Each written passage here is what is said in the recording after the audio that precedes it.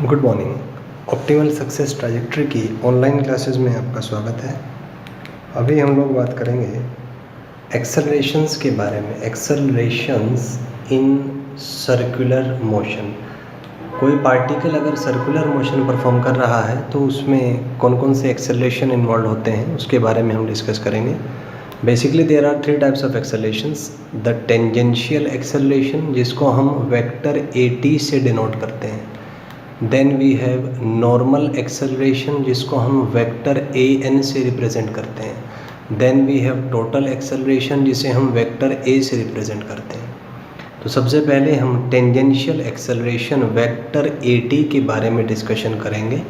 तो tangential acceleration के बारे में फर्स्ट पॉइंट है that it is along line of action of velocity. मतलब वेलोसिटी का जो लाइन ऑफ एक्शन है ये उस डायरेक्शन में ही होता है। And it may be parallel और एंटी पैरेलल टू वेलोसिटी। ये वेलोसिटी के पैरेलल होगा या एंटी पैरेलल होगा। Next point is it changes only magnitude of velocity. Tangential acceleration केवल मैग्नीट्यूड ही चेंज करता है, वेलोसिटी का डायरेक्शन नहीं।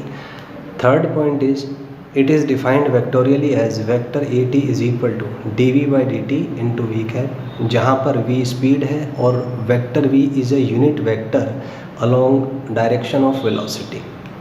Next we have normal acceleration, इसको हम वेक्टर AN से रिप्रेजेंट करते हैं। It is perpendicular to velocity. The first point is it is perpendicular to velocity. Second point is it changes direction of velocity and not the magnitude.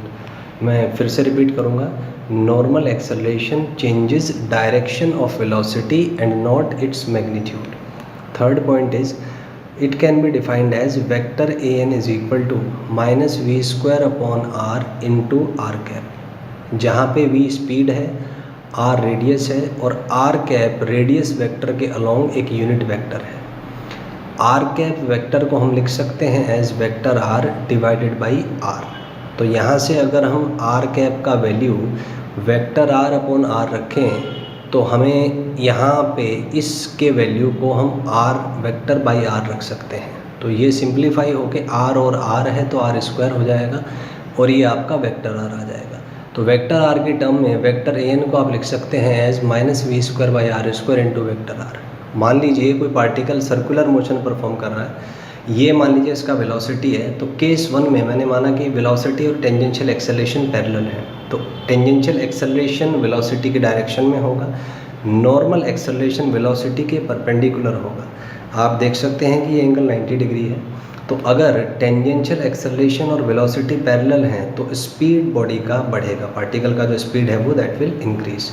और अगर velocity और tangential acceleration opposite हैं तो speed decrease होगा। Thank you and have a nice day.